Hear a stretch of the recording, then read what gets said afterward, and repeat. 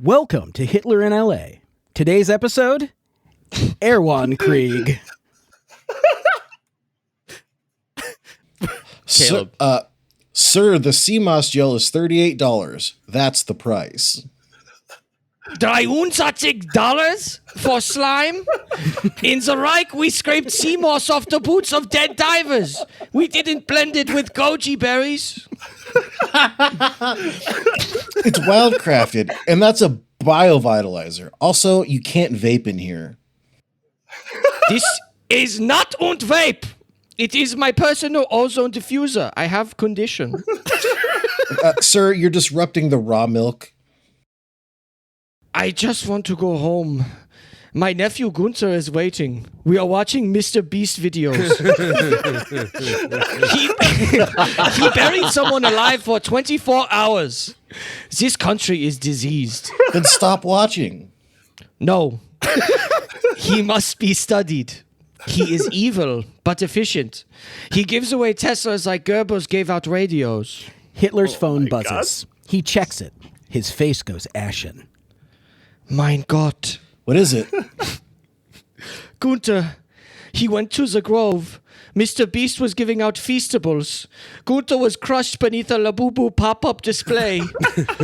They say the last thing he saw was Jimmy's face smiling through a 12-foot LED screen. I'm so sorry, Mr. Hitler.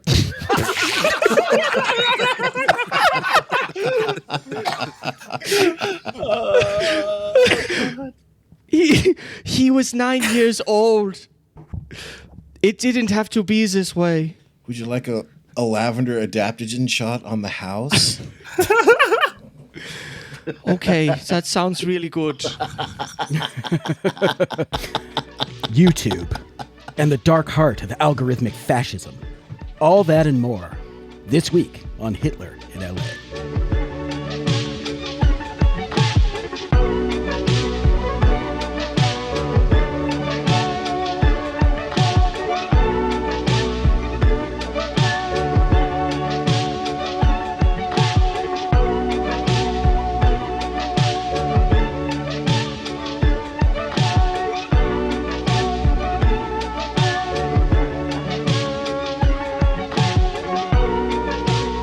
Welcome back to your favorite podcast, Western Kabuki, guys. Make sure you stay till the end of the episode where we reveal which person gets killed during the episode.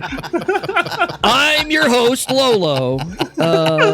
And today we're talking about my favorite YouTuber, personal friend and friend of the show, MrBeast, Jimmy Donaldson. But before we do that, how's everybody doing today, June? What's going on? You're a little bit sick? Again, yeah, no, I see. Sorry for airing out your personal business. This is personal.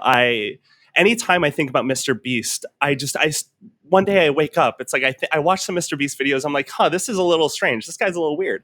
All of a sudden, I wake up with a little cough. The next day, I get a little headache. The next day, I can't walk. I can't really stand. So I'm just noticing a coincidence going on. Whenever I think or talk publicly about MrBeast, there's consequences. So this might be my last episode, but I'm recovering a little bit from COVID, I think. But he has the real Havana syndrome gun. Yeah. And it's like all mental. You talk about him, he knows. He sends out the beam immediately. But I'm great. I was just in New York. I sadly was ill during the Zoran Mamdani parties when he crushed Cuomo. But I had a great time out in New York otherwise. I was there for your birthday. Saw you do some karaoke. You kind of killed it. I forced you to do a song you didn't know and I wasn't confident in doing, which was great. It was awesome. We killed it. It was wonderful. It was awesome. But it was a great little trip. Yeah. Yes. And that is all happening in New York City, which has fallen to the caliphate of Zoran Mamdani, as you mentioned previously. I was out in the streets today. I was scared, so obviously I went out in my keffiyeh. That's right. Because I was terrified, and I saw people's arms getting chopped off just left and right. Horrifying. And it was really just horrifying stuff. And I don't know. I hope you guys would hide me, I guess, is what, We'll take you in. You would hide me. But Caleb, how are you? Caleb, how are you doing, buddy? I've never been more afraid in my life here in the suburbs of Seattle, Washington, from what's happening in New York City right now. New York has fallen. We're trying to organize a resistance. We're trying to get them deported. We'll do everything that we can, but I'm just not feeling good about New York, guys. It's over. New York's finally over. Thank God. Alex, you must be, I mean, I can't even imagine what you're feeling right now. You're basically a Anne Frank type. Yeah, you can Type tell person. I'm literally hiding in like a little hole in the basement. I was awoken this morning by a gun being held to my head by Zoran Mamdani. He had a niqab in his other hand and he told me to put it on. And I said, "But sir," and he said, "I don't want to fucking hear it." So yeah, it's really But it terrifying is, but I times. will say, it is that door-to-door activism that really won him It's this real campaign. boots on the ground. It's real boots on the ground Sharia law that makes him.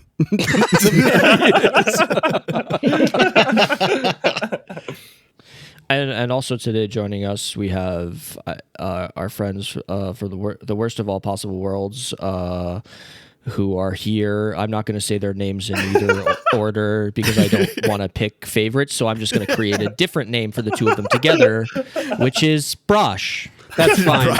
Also, that's technically saying Brian's name first and Josh's second. That's a good point. No, yes, I'm Josh. I'll go first. Yeah. It is worth noting nobody on our show can tell us apart anyway. Yeah. And at this point, we kind of speak with sort of a hive mind. So you can just kind of like take us for who we are. But I am technically Josh. And I, along, of course, with co-hosting The Worst of All Possible Worlds with Brian, I co-host Ill Conceived with June. Yes! So this is, I should note, it's MrBeast week on The Worst of All Possible Worlds. Yeah. And we actually are doing this episode with y'all as sort of our final piece of collaboration of MrBeast week. On Wednesday, we released an episode about Beast Games, the Amazon game / reality show, which June guested on. And so this is the most. So I hate to admit it, but I've thought a lot about Mr. Beast in my life so far, which is thinking about him at all is a little too much. But I watched the Beast Games a total of twice now. Yeah, that's a lot. We talked for like 4 hours, and Yeah. then Not an exaggeration. After No. that, we were like, all right, now let's do the Mr. Beast episodes on Western Kabuki, and we're going to be watching more Mr. Beast content. And I wanted to fucking kill myself. So I'm really glad to Yeah. put this ship to bed. yeah, to Brian, rest, yeah. Can I get a vibe check on where you're at Yeah, right now? I'm Brian, by the way. You may Hey, Brian. know me from such podcasts as maybe this one, and also The Worst of All Possible Worlds. But hi, vibe technically, checks, Brian. the vibes are so bad, and let me tell you why. I have gotten myself some dinner, and it just got here. Let me open it up. No! I got myself Oh some no! fries and a sandwich Don't from my eat it. local You'll Mr. get sick. Beast Burger here in Newburgh, New York. They still exist? I thought they were all shut down. They're not shut down. They're involved in a protracted legal dispute with Jimmy Donaldson, creator of Mr. Beast. The Brian's fries, just eating the fry. How's the fry? the fries are crinkle cut fries, which are never worst. very good. Right? Lowest They're always tier fry. floppy. Wait a minute, wet. his own company or the company that carries his name is in a lawsuit with him. So no, he decided to contract with a branding company that does ghost kitchens, where they go to like a real restaurant and then they're like, why don't you on Grubhub operate as a second restaurant that has like a celebrity attached to it? So you've got like the Olive Garden also selling Mr. This Beast is burgers or Perkins whatever. Restaurant Oh, and so Bakery. It's a Perkins? I've never been to a That's so Perkins funny. before. I don't even know what that is exactly, but I looked up the address. So I got a Nashville hot chicken sandwich, and I got the fries, which have like some paprika on them or something. They're fine, I guess. But yeah, so he sued that company after doing a year's worth of promotion and like, you know, they opened a couple physical locations and everything. And then he did this big post that was like, actually, this food sucks dog dick. I hate it. I hate them. If I could kill them all with a gun, I would. Right. And so then that Ghost Kitchen branding company decided to sue him back at the beginning of this year. So their countersuit is like $100 million. But so far, they still get to use the name. But it's got all this like dead branding. There used to be these like branded cups. I just got a Diet Coke in a can. Their bag says scan me for free stuff. So I scan the QR code and it just brings me to a website that reminds me that Mr. Beast Burger exists and has nothing free. Oh my God. It tells me to download the Mr. Beast app on the App Store. I went to the App Store. No such app exists any longer. So it is a zombie brand. What I am? Have you tasted the burger? I will try the burger. So I'm not a big burger person. So I got a chicken sandwich. Okay. And it's supposed to be a spicy chicken sandwich. So let's see. All right, he's chewing You know, it. it's good. Oh, It's good. okay. Weirdly, it's not a patty. It is 2 chicken tendies between the Okay. buns. Oh, Perfect. all right. Yeah, I vaguely remember him opening up like a brick and mortar at the Mall of America, and it was like a huge deal. There were like 50,000 people there. Or There's something. one at the American Dream Mall in New Jersey. in East Rutherford, New Right Jersey. up the street from Yeah, I think it's still there. I think so too. I think it might still be open. I'll So have to you can go, I'll do Alex. some recon. Okay, yeah, let me know. Yeah, this is really sad. This is sad food. This is Also, shout out Eddie Burback, friend of the show, who actually made an entire YouTube video about the ghost kitchens and specifically with Mr. Beast's ghost kitchen stuff. But I didn't realize that he's also in a protracted legal battle with them. That's fucking awesome.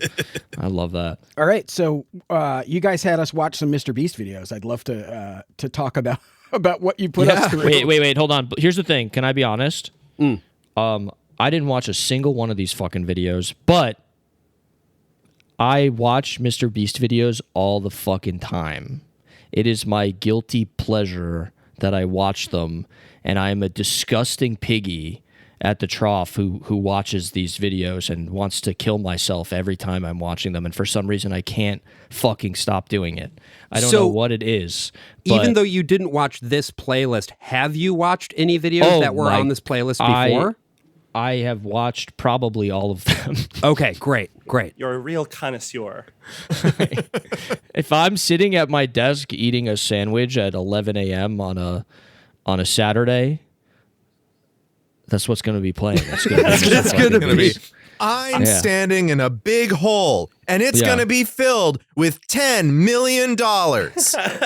Yeah, pretty much. Caleb, leading up to like recording and talking about this episode, you seemed like you were gonna throw yourself into a pit of hell working up to this. How do you feel after watching those videos, and now that we're like here talking about the Beast himself? How do you feel? I mean, listen, I kind of went into this a little bit when we had our little production meeting the other day, but of all the fucking shit we've covered on this show, of all the hours I've read of like sometimes quite literally schizophrenic ramblings of insane people and racist stuff and whatever, I would rather be like reading Stormfront than watching Mr. Beast. I don't know what that says about me.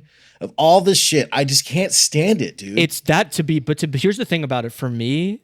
It like scratches something evil. It's like kind of a self-harm thing, I feel like when I watch it. It's like there's something so evil about it. Like when he puts music because he wants you to know that now something sentimental is happening. Do you know what I mean? Like like everything.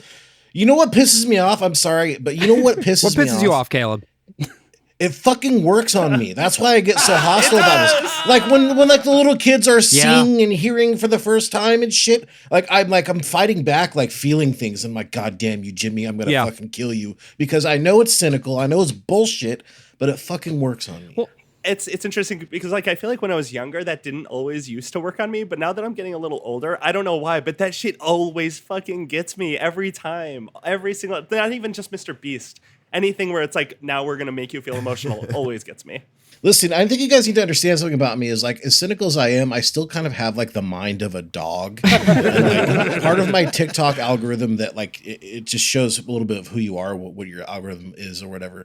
And like, even like troop videos where they come home and like surprise their parents, even though I hate the Imperial War Machine and all that, you know what I'm saying? Even shit like that, I watch it and it affects me. Yeah. I don't know. So like when I'm watching Mr. Beast and he does this to me, it makes me angry. Like, I know I'm getting tricked, but I can't look away. The thing is, Jimmy needs to get his nut. Yeah. Jimmy needs to get his fucking nut in these videos. And like the more emotional somebody gets, the fucking bigger his nut, you know? I've seen I've seen Mr. Beast videos where like he gave someone a house and the guy was like, "Yeah, this is great. Thank you so much." And he's like, "Fuck, this whole video is fucked." Yeah. This whole video is fucked. Yeah, he's like, isn't this house the best thing you ever had? Yeah, Or, right. You know, So like you're gonna die, right? You're so there's fucking no poor. there's no reaction that anybody can give him that is big enough for what he wants to experience. And I think that a human emotion, a single human emotion. Well, that's what's weird, right? It's like it seems like he just really wants to feel something or see somebody feel something toward him, but there's never enough. So basically the playlist that I put together here, much like when I came on, however long ago it was, a year ago maybe, when I talked about those red heifers, I put together a playlist of YouTube videos, and specifically these are videos from MrBeast's channel, and because on The Worst of All Possible Worlds, we have previously talked about MrBeast, I didn't include anything from before 2023, basically. I sort of just wanted to pick up on the state of MrBeast over the past couple years, post him doing the $456,000 Squid Game in real life video, where you know, he basically set the template, and in many ways, that was his big breakthrough. And so this playlist includes 6 videos, which I will just name real quick. We've got 1,000 deaf people here for the first time. We've got I Spent 7 Days Buried Alive. Ooh, We've got $10,000 every day you survive in a grocery store. We've got Watch This video to feed one person in need. We've got $1 versus $500,000 romantic date. And finally, lose 100 pounds, win $250,000, which is the newest video as of the time of recording. Yeah. So I'm gonna let you know that I watched 5 out of the 6 videos. Fantastic. Oh, you are. You're Glad a to big hear it. Beast head. I love that. I'm you have to know your ops. Yeah. You have to know your ops. What's But before- crazy is Josh picked all these videos himself, but these were all my Criterion Closet picks. Cinema. These are all Absolute cinema. And what I will say is, after watching the Beast games, which is probably the most of any MrBeast product I've watched before, like all of these. I think it's also the most MrBeast it's- product. Like, it's the most him trying to do a thing in many ways. Yeah, but it's like I set my standards for him so low after that, because I was really not a big fan of the Beast games. Right. Yeah. Really on any level. There was some good moments in it, but it's really fucking bad. Yeah. So going into this, I had I set the expectations on that same level. So I have to say, like, we'll talk about these individually as we go through them. But I was for some of these I was a little surprised, and maybe that's just the floor of the Beast games tricking me a little bit. I watched like 2 episodes of Beast games, and I think the funniest thing about Beast games is that, and I've heard this or like I read this online, that he refused to like let Amazon give him like professional editors, so he just used like his YouTube editors for Beast games. Oh, and it shows. So Yeah. it's so obvious that it was Yep. like his fucking YouTube slop shit. But instead it's a show that costs $100 million for them to produce. Yeah. It's awesome. Well, and it's like there's sort of a jackass component to most MrBeast videos where like his friends and him get up to some shenanigans and like sack tap each other a couple times.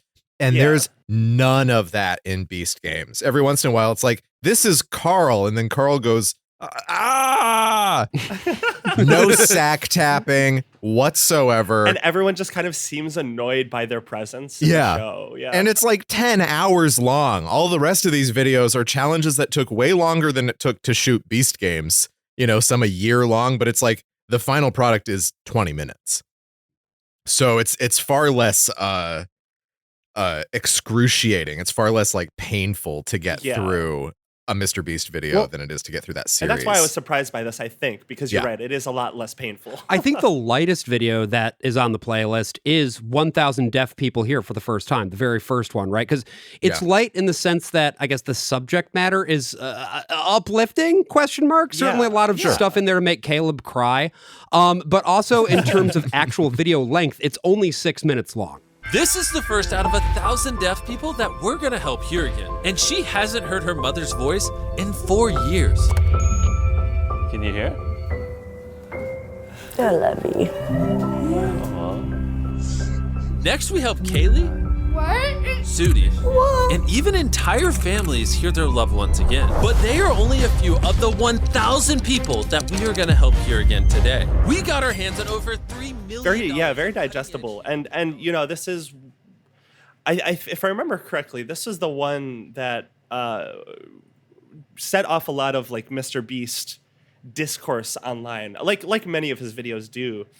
But this one was like very emotional. It was very nice. But I just, in the back of my mind throughout this whole thing, as sweet as all of this was, it just reminds me all the time that MrBeast sort of seems to want credit for everything all the time. You know?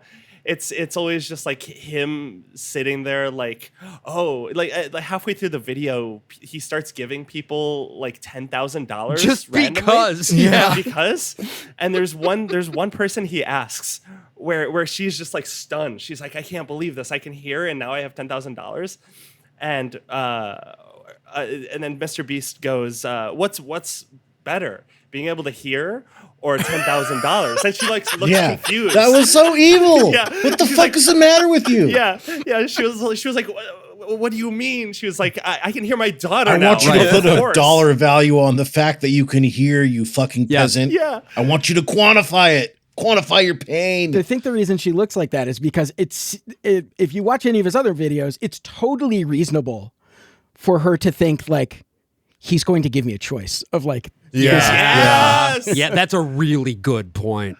Yeah, it's like you can have 10K, but I'm taking the fucking hearing aid back, because that's what this video is it's donating hearing aids to 1,000 people in much the same way that the video before it, which was the first one that really set off the round of discourse about like MrBeast trying to become Jesus Christ, was 1,000 people getting cataract surgery. Yeah. 1,000 blind people see for the first time or something like that. And what's interesting, in most of these cases, not people seeing or hearing for the first time, but being able to regain the first time in a while. Yeah. But it's also interesting too, because this was an attempt, I think, to pretty clearly and immediately follow up on something that had worked previously. But it's this video is like, it's nothing. There's nothing. I was surprised even by his standards at how little there was substantively. It's almost like they were hoping that they were going to get more big reactions out of people than they were actually able to get. And they were like, fuck, how are we going to fill time? And they weren't able to do so. And they put out this video that's only 6 minutes long. No, Josh, you're a content creator. You every now and then you don't hit a grand slam every week, right? I mean, as a person who has another podcast where my job is like, people come with problems and I solve them and then present the solution to them. Right. There are times where like I'm like, this response is a little disappointing. Granted, I'm not doing what he's doing, but like what the fuck did he want? Like what do you want? To me, that's like the problems I'm solving are like trying to find lost media and shit. This feels so exploitative in a way and transactional, especially when he starts pulling out briefcases full of money. Full of prop money, yeah. And this, like, the briefcases full of money represents a problem that I've kind of always had with MrBeast, is his, like, propping up of money, like, using money and like, a way out of poverty as like, a clickbait almost. I mean, it's like they're getting this money, I assume. He's giving all these people this money that he is, like, putting in front of everyone. But he uses it as, like, a is clickbait the right term for it? It's the way he presents it is like a prop. Yeah. To it's the same problem with like effective altruism, where he's like, oh, we just have to give people the right amount of money, and I, MrBeast, the billionaire, millionaire, whatever he is, I actually don't know, will be able to change the world if I do this enough. You know, it's like. It always just kind of low-key annoys me because of that. It plays into that altruistic worldview that I just think falls short of actually changing anything, which is always why I'm always hesitant to give MrBeast too many props for videos like these, because it's like they're good, they're great, of course. These people's lives have been changed. Yeah, I agree. The videos are fantastic. You're exactly right about that. These are great videos that I love watching. But it's just it's like we should do something deeper than just like rich guy giving people this opportunity. Like, I wish we could do some systematic change. Right. Well, if you look at like the comments on his videos, you can see exactly why he's doing it, because it's there's like a copy pasta that they all have where they're like, he cleaned a beach, he did this, he helped people see, and they add shit to it every time he does a new stunt. And it's like, and now he's making deaf people hear. And it's just like Jesus Christ. Yeah, it's like, oh, thank you, Jimmy. Thank you so much, Jimmy, for doing what you do. Because, they're looking at this video that shows, African school children or elderly Mexican people getting hearing aids. Right. And all it does at the end of the day is point things back to Jimmy Donaldson. And at the end of the day, 1,000 people is like, yeah, you've helped 1,000 people, but that's also kind of a small number when you start thinking globally in the way that he's kind of depicting himself going all over the world. Right. It's not about the actual thing. It's about what the recognition that he can get from doing the thing will then do to bolster his profile and, of course, make him money. And I mean, to the point of the comments, I just went ahead and pulled some up here. Here's one from Incendio-V7U who says, cleaning an ocean and beach, planting 20 million trees, curing people's blindness, curing deaf people. You are such a wonderful, wonderful person, Jimmy. Hats off to you and your team. Heart emoji. MrBeast is going to save the world. Yeah. He's going to save the world, just MrBeast. And and also, so like, that's clearly what he wants. He wants that to be his reputation. And it also just further frustrates me to the sense of, like, this guy's doing this, and which again, great, but it's just so frustrating that people don't see, like, we could be doing so much more. Like, there's so many people way wealthier than him that are not doing shit like this too. Like, it points to just like a pure rot in society that, like, there's this one slightly rich guy out of all of them doing this stuff that of course this isn't necessarily on him, but it's just, again, goes back to the fucking system is not encouraged. Like, we're not encouraged. Capitalism is not encouraged to actually improve people's material conditions, and it's so frustrating to me. I think that there is something about just individual agency that he always wants to point to, right? That individual people, by being acting persons, have the ability to go out and change other people's lives, and that's enough to change the world ultimately. And I think he genuinely believes that. There's another sort of piece of what his whole deal is, though, beyond the, charity and look at how awesome I am for giving all of this stuff away to these people. And this is a bit less common now, but it was a big part of his stuff when he was getting famous originally, which is like stunts and dares and sort of extreme challenges. And the next video that we watched for this was I Spent 7 Days Buried Alive. Now, the Deaf People Hearing for the First Time was released in May 2023. This one was released in November 2023. And it's exactly what it sounds like. He gets in a coffin, they dump a bunch of dirt on it, and he is underground for 7 days, at least if you believe the narrative of the video. Yeah. That one had like strained my credulity the most because, first of all, we don't see how he's going to the bathroom. Right. I wish they showed him shit. He tells you, well, we're not going to watch Jimmy pee. I don't need to. Like, it's not. Don't make me sound like a pervert. I gotta see that Jimmy scat tape. I gotta see it. I gotta see that shit, literally. I mean, it's very possible he did not shit those 7 days because he was eating MREs the whole time. That's true. That's a good point. He's stopped up. I believe it was real because it reinforces my narrative, I guess, in the sense that, like, it didn't bother him nearly enough to be buried alive for 7 days. He seemed fine. Yeah, he built different. Forced himself to cry a little and then called his girlfriend and was fine or whatever. It's like, no, dude, I would lose my fucking mind. Any normal person would lose their fucking mind in 7 days being in a coffin underground. He was like normal. I would lose my shit in like 5 minutes. No, that's like a huge fucking fear. I think for most people to be buried alive, Absolutely. I feel like at least everyone has a nightmare about that at least once in their life. I'm not even a claustrophobic person. I don't really freak out if I'm in like a tight space. But just, I would not be as calm as he is, even if I had supplies and people that knew I was there. It's just a terrifying concept, being that alone and like that isolated. It's terrifying. On top of that, his It's friend not spent human. 7 days jumping up and down on the grave, being like, "Sure hope it doesn't cave Yeah. in." And him being like, "Oh, don't like that very much." Like that's basically the extent of his interaction with it. And like there's the part where the screw gets a little loose and he takes it off and he's like, well, that's weird. And it's like you're not like crying. You're not. Like, I would immediately get me out. Yeah, Get me out now. Yeah, immediately. You're not panicking. You're not like calling them down. They're not digging you up. The second there was no light in the box, I'd be like, "Get me the fuck out of here!" No, exactly. Well, and I think that's why he doesn't understand why people get so mad at like the extreme things that he makes other people do, right? When he's like stuffing someone in a box and they have to wait it out for 30 days or whatever, because he's got the same gene as like David Blaine or Marina Abramovich or something, where like he can just do that to himself. Yeah. And it's not as big of a deal for him as it is for other people. Yeah. Yeah, There's the gene is called not having a human soul. Well, it's funny too. I looked on the MrBeast wiki. They have Nolan, who's like their. Okay, in Jackass they had Danger Aaron, which is like he's just like their little I brother. can't tell any of them who apart has from to each eat other, shit. if I'm being honest.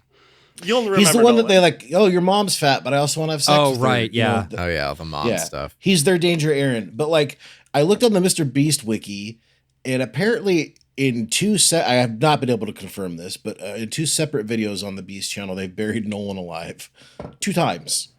They've buried. Wait, how many times have they put each other in the hole? Oh, they do. Well, they apparently do a they lot did of- it to Nolan Yeah. twice. They do a lot of bloodletting. Yeah. That's fucking It's part- crazy. No, they torture this kid. They torture Nolan because he was, if I'm remembering correctly, which we'll get to soon. He's the guy that they send on the date. Like, Yes. he's the awkward guy, right? Yep. No, Yeah, he's wait, the They nerd. Yes? torture this fucking guy. Okay. Yeah. Okay. He's the awkward dork. It's all part of the dark first humiliation ritual. Yeah. It's part of the dark. It's part of the dark ceremony to turn him into a black rider because he is one of the MrBeast Nazgul. Yeah. There's like a hierarchy in a lot of friend groups with like toxic traits where like there'll be like one guy who has to eat shit all the time, and everyone Literally. else who's in that friend group gets. It's like the crab theory where they pull each other down. The entire goal, if you're going to participate in this friend group, is to not be Nolan, essentially. Yeah. So you yourself become cruel Sorry, so you- to Nolan, even though you wouldn't Caleb, you think that otherwise. this friend group has unhealthy relationship dynamics?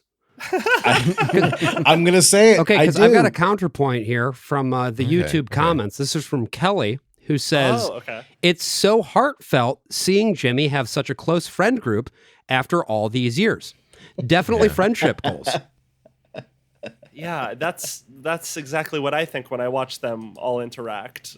Yay. Yeah, especially when MrBeast tells people how they're going to feel or how like a lot of the time, not just in this one, but in pretty much all the videos that we watch, she's always like, "This is about to be crazy," and then people's reactions are just like, "Eh." Would this be, Yeah. as long as we're talking about MrBeast's really cool friends, would this be Yeah. Oh yeah. a good time to raise the topic of Ava Tyson and the fact that MrBeast had a friend who then decided to transition and then he pretty promptly kicked her out of the friend group? Yeah. Well, I don't know how deeply you've looked into this. I think there was some like grooming allegations. So yeah, what this boiled down to Yeah. is basically, yeah, once she came out, once Ava Tyson came out, it was a full court press from reactionaries all over the internet to find something about her. The biggest thing that they were able to dig up was this like Discord server that all of them were in, including Jimmy himself, although I think he wasn't as active as some of the other people that like in the early days of the channel, like anyone could join. And of course, there's a lot of kids who watch MrBeast. It's mostly kids who watch MrBeast. And so there was a lot of like inappropriate humor and things like that. And they specifically like singled out one user as being groomed by Ava. So like the chat logs look pretty fucking bad. There's also something to do with some like lolicon fan artist guy that I don't really know much about that I can't speak on, but the internet seems to know who he is. And I think that this is an artist who has drawn CP and CSAM. Yeah. And as I recall, and I could be wrong here, the allegation is that Ava had commissioned this artist for something else. And I think that was true. I mean, this was someone named Shadman, who's kind of Shadman. Yeah, Okay, it's like you've heard the name as like Yeah. an edgy joke, but I don't really know much beyond that. He's like a real like dirtbag, like Yeah. He's a bad man. like Yeah. literally bad dude that should be shamed from society. But Yeah. he's actually the kind of guy you might do a whole episode of this show about, Shadman. yeah, that dude potentially. is insane. I would Yeah. love to dig a little deeper But- into him sometime because I know him, but I don't know like a lot about him. The other thing that I just wanted to note, sort of closing the bit on that, is that once these allegations came out, she got kicked the fuck out immediately. Yeah, Donaldson But fired her and was like, "We're hiring an independent firm to review all of this stuff." Right. What that firm found was not that some teenager was groomed. The person who's like at the center of all of this was like, I was not groomed. And what they did find, however, was an inappropriate relationship that Ava had with someone who I think was basically her assistant, who was also trans and transitioning Which at the time, and it got pretty bad. To be clear, this person was an adult, though. Yes, This an person adult. was an adult. Yes. But it was a very inappropriate. I actually have talked to this person that this was about. I'm blanking on her name, but I could find her Twitter handle. Okay. I don't know if she's super active at the moment. Yeah. But I have talked to her, this person, and from what sounds like, again, not underage, even at the time, but it was a very inappropriate, like power dynamic, sort of like a situation that like. I kind of remember shouldn't reading be about this a doing. little bit. Yeah, there was a whole thing with like that assistant I think needed some housing, and then she was living with Ava, and then this which also kind of is it sounds like the work culture at MrBeast anyway, because he's buying people houses and they all live on the same street. And That's shit. the broader point that I wanted to make here, right? Is that I'm not saying that everything she did was cool and awesome.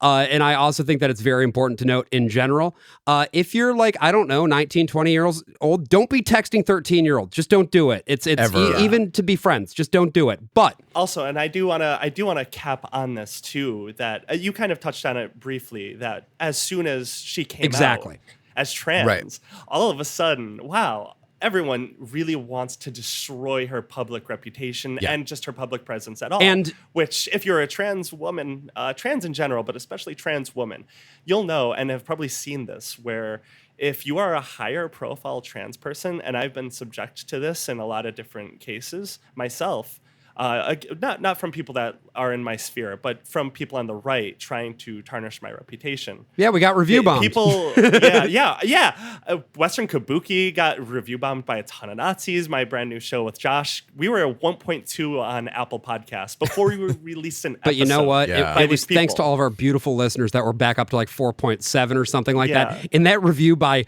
like AH88 or whatever, the guy who started the show just now, this episode, the guy who was talking to us at the beginning of the episode, left that review. Adolf Hitler in LA, Yeah. But also rate Western Kabuki 5 stars if you enjoy our opening bit, Hitler in LA or MrBeast. But I just want to finish on this topic saying that as Ava didn't do, like, she is not perfect. She did some things that were clearly not great. And like any person who has employees under her probably shouldn't have done like leveraged housing to the relationship. I would she was say having definitely with this shouldn't employee. have done that. Do I'm not going do to that. throw that out there. But I just want to point out that trans people are held to way higher standards from greater society, primarily because a lot of transphobic people want to oust us from public life, from society in general. So that is why most of that ended up happening, was because they were fucking pissed that there was a positive depiction of a trans person in the largest YouTube channel in the website's history. And that's ultimately, I think, why that happened. And I will add one more thing to that as well, which is that it really gives the game away when they are not pursuing potential allegation against other people in the MrBeast extended Right, universe who are with also the in that same Discord, ferocity yeah. because Right. it stands to reason that it wouldn't be just one bad apple. Like when with Beast Games, for instance, there were in the allegations stuff about like people getting harassed and shit like that. They don't run a tight ship over there. No, and the one thing I will say on behalf of Jimmy is that when Ava came out, he was very vocally and publicly supportive, which like, Yes. when does that ever happen? Right. So He gained a lot of points in my book when he was doing that. Yeah. so props to him for that one thing only. Yes. Yeah. I just wanted to throw that out there because I think it was important that we briefly talked about that, just because I know a lot of, like, when we put out the Beast Games episode, somebody in the People comments were was like, I asking. would like to hear Yeah. more about this. I think it needs to be talked about because it's one of those situations that is just, it frustrates me because I am certain, and this is not like a legal allegation, it's just a hunch, but I am 100% fucking certain that there are people in MrBeast's world who have done worse shit than what Ava has done and will not be met with a single shred of accountability for it. I mean, yeah, he used to hang out with Sneeko, so Right. yeah, you can just say that for sure. I forgot Sneeko came from MrBeast. Fuck. I forgot about that. He was like Wait, a homie for a while. what? Yeah, Sneeko dude. used to be Yeah, in Sneeko MrBeast was like videos. a Mr. Beast, whatever. What an incredible wake. incubator. Yeah, he's a job creator. Yeah. Just like Wow, TYT. that's amazing. It's like Lena Dunham finding Adam Driver. So, I mean, was there anything else about I spent 7 days buried alive that anybody wanted to talk about specifically, or? I guess my final thought is I think he enjoys inflicting or putting people in crazy situations like this much more than he likes putting himself into these crazy situations. I think he takes a lot more enjoyment in watching other people do crazy shit. I agree, but I also agree with the point that Brian made that, like, he does not understand how strenuous this stuff is to the psyche of a normal person. Yeah. Absolutely. And I think and that just comes across as a lack of empathy, which I think he also has, but maybe not for the reasons you might think. Yeah. Because I think regardless of however he was born or if he has a personality disorder, he became famous as a kid. Right. And became rich as a kid and grew up watching YouTube. So there was just no hope for him to ever be like normal.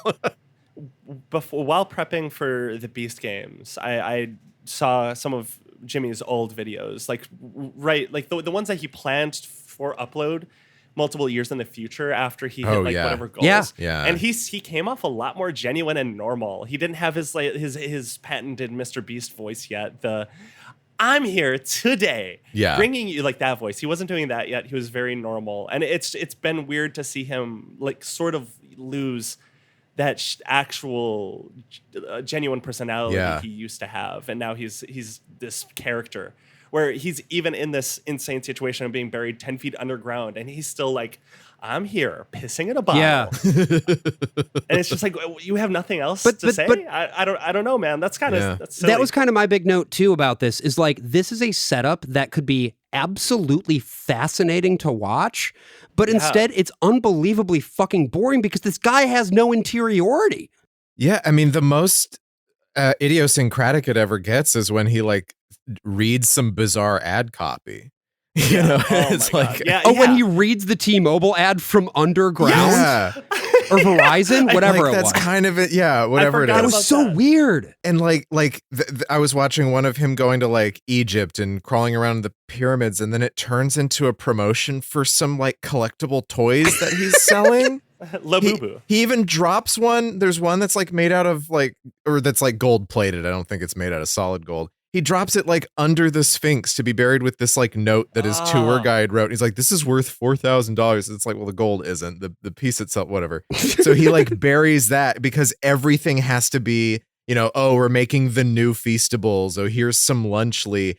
Yeah, he is really good at cross-promoting different, like his own content and other just promotions. He is truly mastered. I think every video we watched, except for maybe the Actually, no, every single video. Yeah. He at some point in the video will be like, he'll say a reference to a different video. And he'll be like, go watch that one to find out what I was just talking about. I mean, in fairness, I've been really doing that on this very episode. I've been like, you can go listen to the worst of all possible worlds. Yeah, which like you should. That's how you do it. But it's a lot weirder, I think, when you're plugging your own stuff this aggressively, because he will not stop talking about those fucking chocolate bars. Oh my god. Okay. Chocolate bar.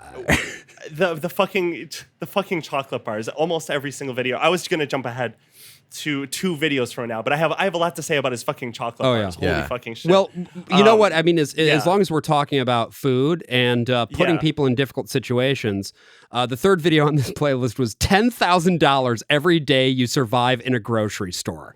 I think, okay, I'll be so real. I think this might be one of my favorites of the 6 videos we watched. I actually, this is the one I actually enjoyed. I really did like this one. I kind of wish I was in a situation like that. You know, dude, like that would be is so of fucking all those fun. Insane challenges. I would actually have fun doing the grocery store one. Yes, like he's building forts and doing all this stuff. It's like, dude, I would do that. Except that's what you dream as of doing as a kid. That's like the same dream of doing a Nerf war in your elementary school or whatever. It's the same exact concept. I think it would be super fun if you had a couple other people doing it with you, but I think being all on your own would get really hard. With no phone or TV or anything. Yeah. I would fucking I don't have a family. Like I have no kids or anything, so I just like, I don't know. It's like no internet would be like mildly annoying for a while, but I'd figure it out. He also loves doing this thing. I think pretty much most of these videos that were challenges. Yeah. He did a thing about halfway or closer to the end to every video where he was like, and the parents are here to give words of support or make them cry. And I guess that's always been a thing to do in challenge television shows or like reality television shows where you're isolated from society or you're doing some sort of challenge. Like, I don't know if they do it in Survivor, but those type of shows, they always do the if you're making it close to the end of the challenge, we're going to bring you your parents, make an emotional moment. And he does that a lot more than I thought he would. It's interesting that he seems to want to be the YouTube reality TV / challenge guy. He's probably the closest anyone's gotten to doing that concept. I think YouTubers have been trying to do that for decades now, but he's really the first to do it on this level, this successful. Well, it's sort of the extension of like pranks, right? Like a lot of this stuff that he was doing early on was sort of like pranks. A lot of prank YouTubers would like give a homeless person a bunch of money, and so he started doing videos like that, or like spend a lot of money aggressively, and so like it sort of evolved into him doing more and more extreme things, into being like, oh, we could pay someone ridiculous amounts of money to do extreme things. But they've cranked up the extremities so much that now everything is the same thing. Everything is always isolate yourself for a period of time. Yeah. I mean, there are other games like, you know, don't step out of the circle or compete to do this or whatever. But a lot of the time, it's like lock someone in a room, lock someone in a room underground, lock someone in a room above ground. Yeah, he takes a lot of pleasure in socially isolating people. And it's because it's like crazy. It's like the hardest thing you can do. Like it's the most extreme thing that you can do to a human being is isolate them in that fashion. So you just kind of, there's nowhere else that he can take it at this point. So he just has to keep finding a new twist or a new locale to trap people in. Like he did one that he released around the time that like the Fallout TV show was blowing up, where he put them down in a vault in the ground, right? Like that's just and dressed them up in legally distinct Vault Boy uniforms. Even though he was like working with Amazon. No, exactly. It's funny that he was working with Amazon, but couldn't get that deal get the Fallout made. license. Yeah.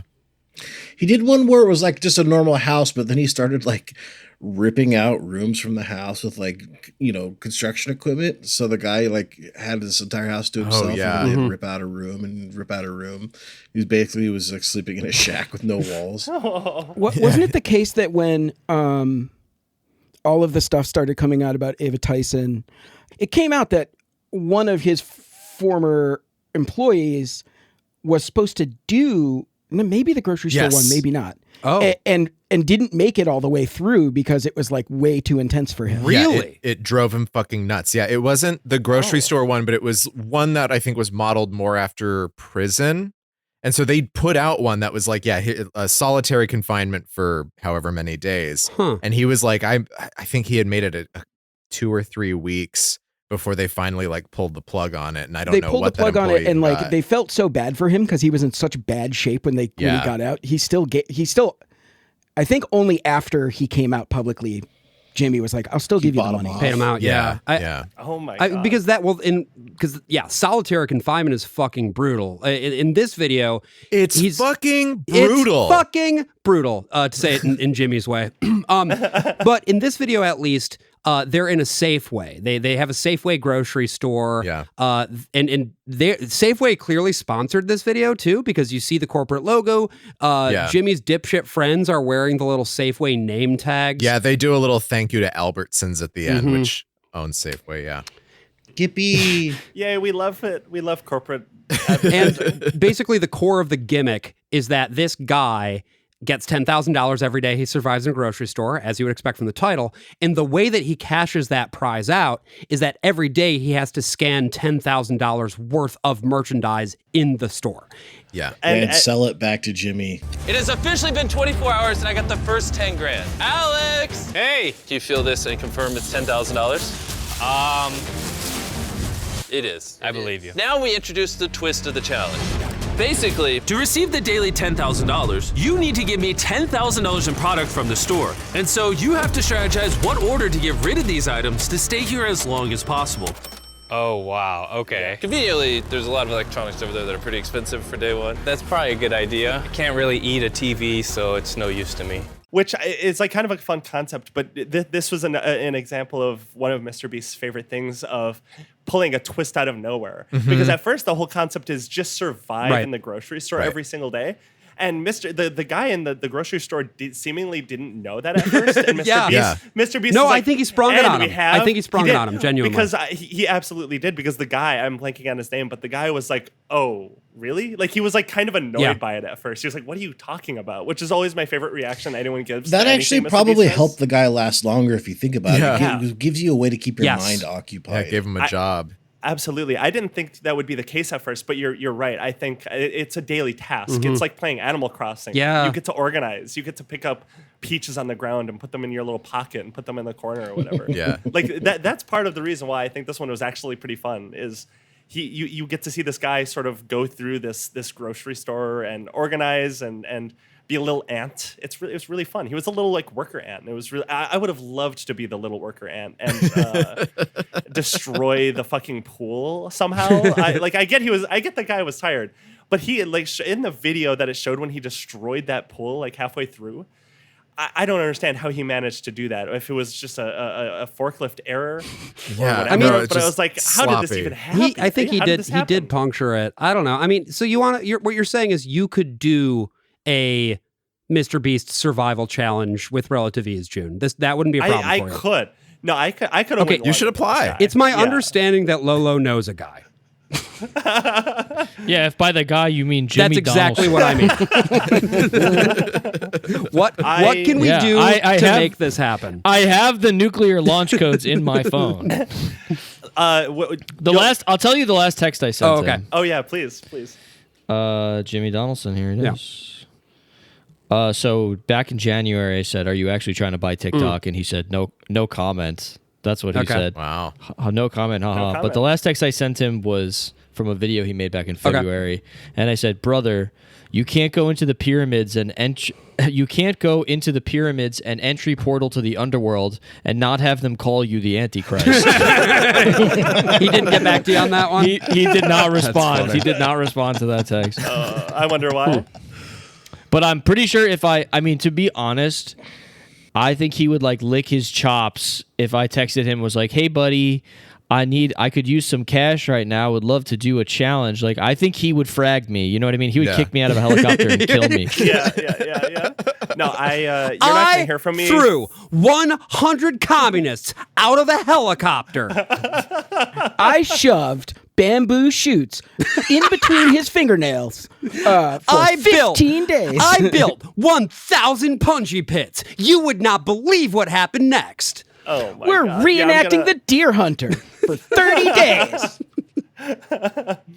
But no, all of this, I'm going to disappear for 100 days. You're not going to hear from me. You won't know where I am. And then you'll see me in the trenches of warfare. Okay. Yeah. In a MrBeast video. Yeah. But no, I think this video, honestly, really good. I like a good survival challenge. This one wasn't super evil. I near the end, the guy started going a little insane, it seemed. Yeah. Like, especially, halfway through, I think about 30 days in, MrBeast is like, so we bought this Safeway, or what was that the name of the place? Yeah, it's Safeway. We bought this Safeway, and one thing we didn't tell him is we aren't paying the electricity bill. There's a twist. Lights. There's always a fucking twist with this guy. It's a fascinating always thing a fucking because the way that Donaldson talks about it is he's like, when he's talking to the guy, not when he's doing the voiceover, he says like, oh yeah, when I bought this place, I just forgot to get the utilities paid for. Yeah. As though it's he didn't as though fucking it's him. forget. It's his personal grocery store and his personal No, it's like, no, you chose to cut off the power at 30 days as part of your whole scheme. He also does another one of his little ticks is like, we painted a red line around the entire grocery store. It's like, you painted a line around a grocery store. It's not like the entire, wow, there was so much work that went into painting that line around a sort of regular sized grocery store. No, I like that he does the red line around things because that's all I have to think about. That's the only thing that exists in the world. So I can forget about everything else around me when I'm looking at the red circle. But it encapsulates everything. It actually is a branding exercise too, because like that's a big piece of what his survival challenges have always been from the get-go. Is like, here's a shape or here's an area that is boundaried by a red line of some sort. Like when they did the video that Patrick Willems went on, where they had to stack all the shit in a GameStop to win the GameStop, there was a big red triangle in the middle. Mm-hmm. Oh yeah, he loves triangles too. If you can find a lot of like land, like paraglide into a triangle, stack stuff in a triangle. He's in the Illuminati too. Yes. Holy fucking shit! Jesus Christ. This guy is the Antichrist. But that is basically that one was released December 3, 2023, and that was a pretty, I think, representative video about where he was at that point in time. I remember a lot of the discourse being about like, this is tormenting people who live with food insecurity. But we'll get to that later. Don't worry. There's one that's actually kind of fucked up that is about that. This is essentially a game show, but I agree that like there was something about turning off the power. That was weird. That feels, again, it's like right up to the line of this feels a little fucking sadistic.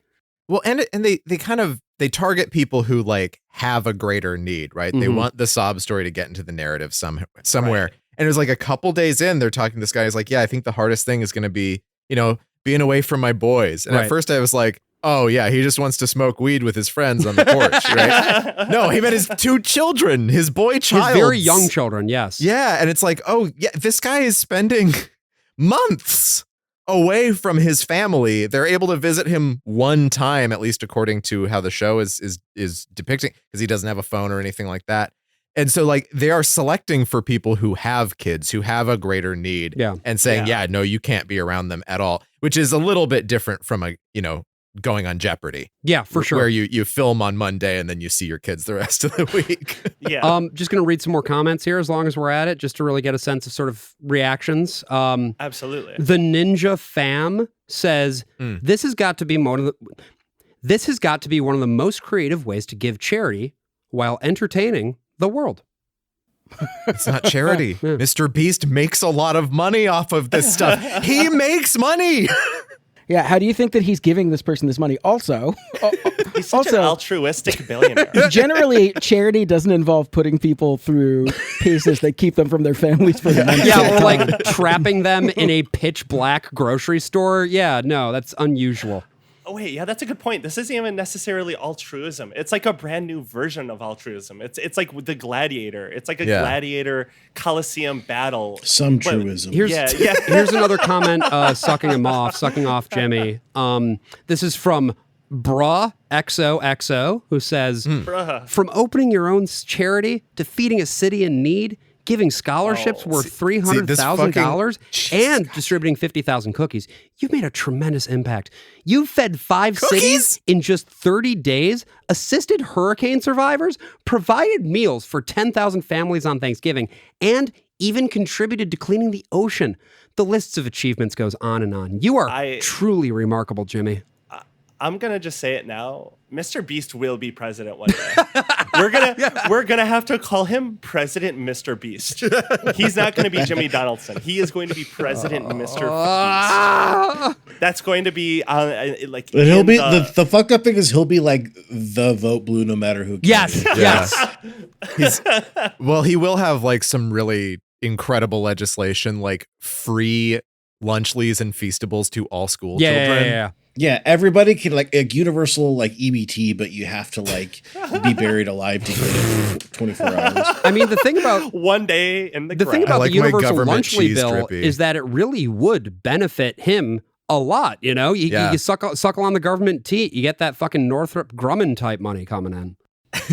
Yeah. Well, yeah, like how Laura Bush had that like food distribution company that distributed to schools. Oh, I didn't know about that. Yeah. Oh, isn't that fun how that works? Yeah. She also killed a guy. She did.